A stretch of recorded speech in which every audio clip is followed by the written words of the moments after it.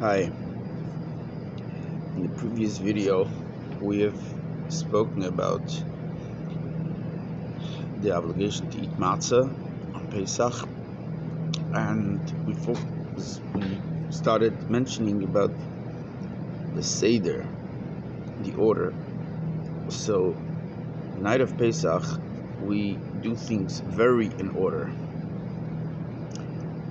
It's called the Seder. First thing is Kadesh.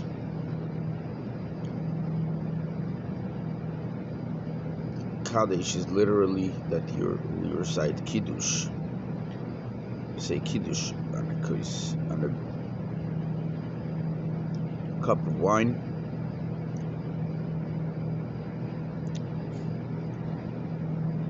Then goes Urchatz. Then we wash our hands. Different than all year round,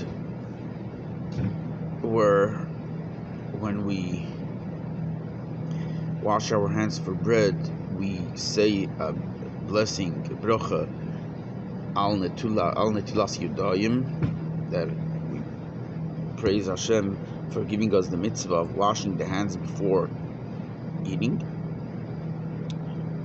It's actually a mitzvah d'Rabbanan. It's one of the 7 rabbinic mitzvot.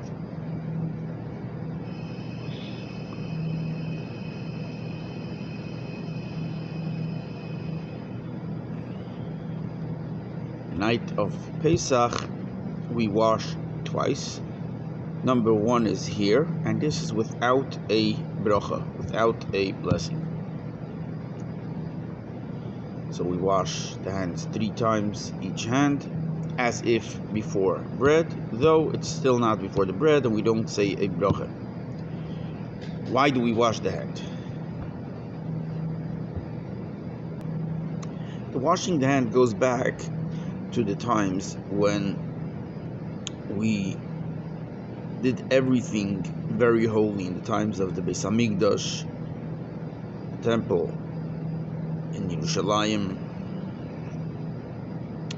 We did everything with tahara, with real spiritual cleanliness, real purification.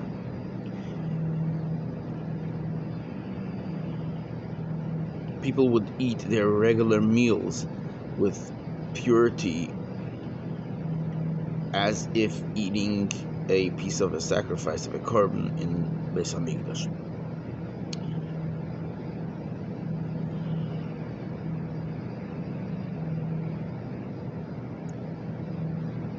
In order to eat the kedusha ubtahara, with holiness and pureness,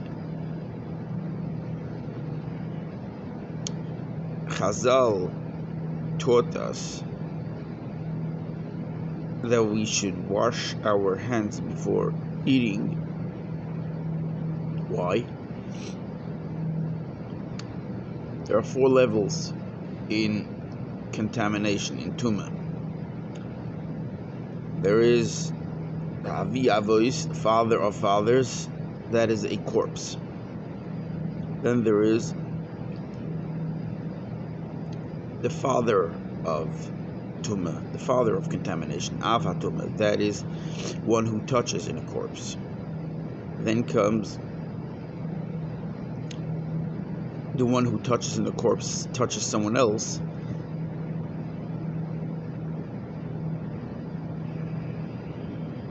For instance, the bed on which the corpse was lying is considered the Avi Avois, the Av HaTumah, the father, or a person who touches, the person who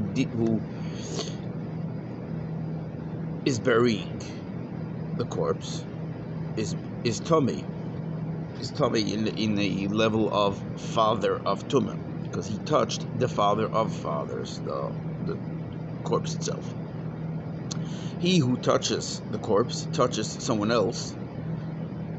That someone else is considered a rishon l'tumah. It's no more a father, though it's still a number 1 to tuma, to contamination. He touches the next. That is a sheni, the tuma, a number 2 to tuma, to contamination.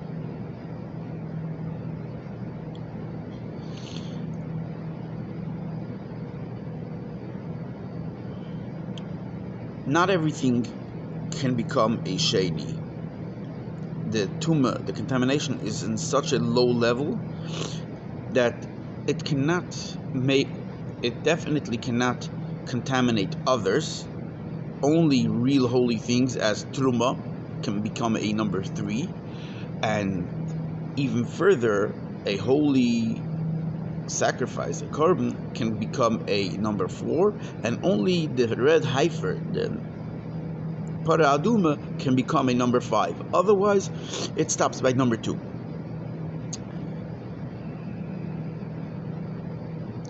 Chazal, our sages, the rabbis, added that even a sheni, a number 2, can still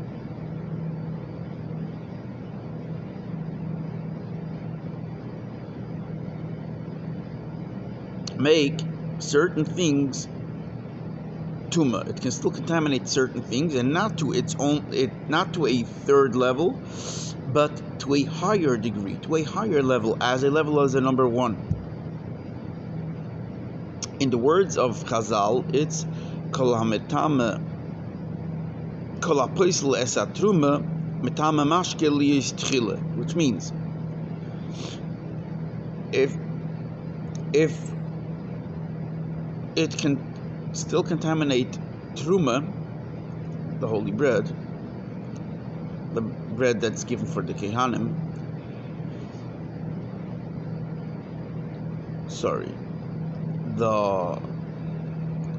not bread,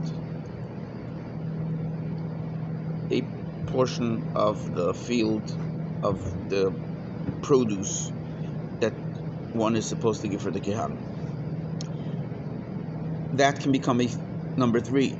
So a sheni, which can make a number 3, makes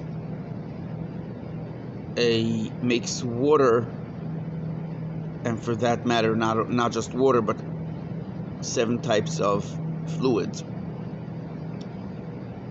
a number 1. How can it become a number 1 from a number 2? That is what our sages taught us. In addition to that, they added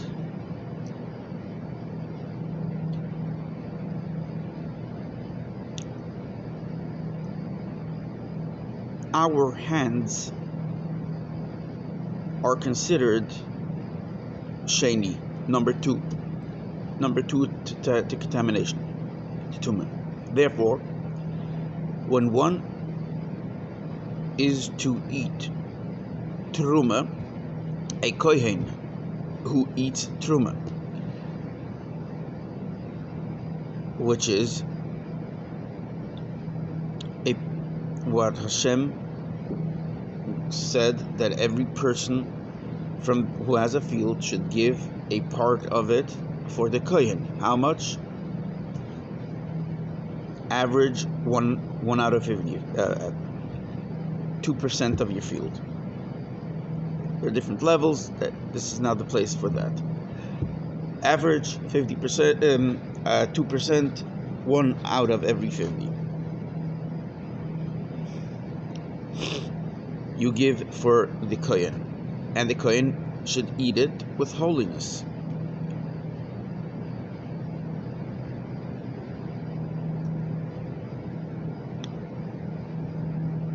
In order to eat with holiness, he should wash his hands.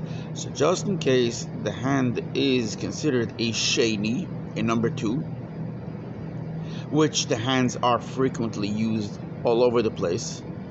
With your hands you touch everything, and therefore every hand is considered as if a sheni, as if a number 2 to contamination, to tumah. If one is to go eat truma with those hands, it would passel the truma. It would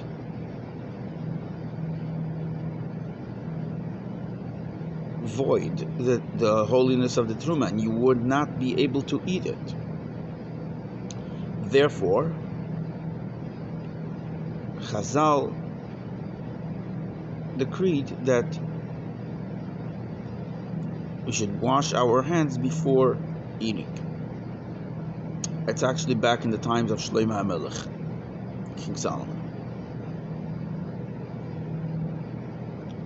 So the first water takes off the tuba, the contamination, and the second water, by pouring on your hands, takes off the contaminated water. And we add a third time as well. So that is why we wash the hands before we eat bread, which will be the situation when we will eat matzah. But that is later in the Seder. Here we are going to do the number 3 of the Seder, right? We said number 1 is Kadesh, with Kiddush. Number 2 is Irchatz, we wash the hand. Why? Because now comes number 3, Karpas. Karpas we take a little piece of vegetable. It can be a little piece of potato, it can be a piece of radish, celery, banana. I recently heard someone use onion. You use a little piece of vegetable, and we dip it in salt water.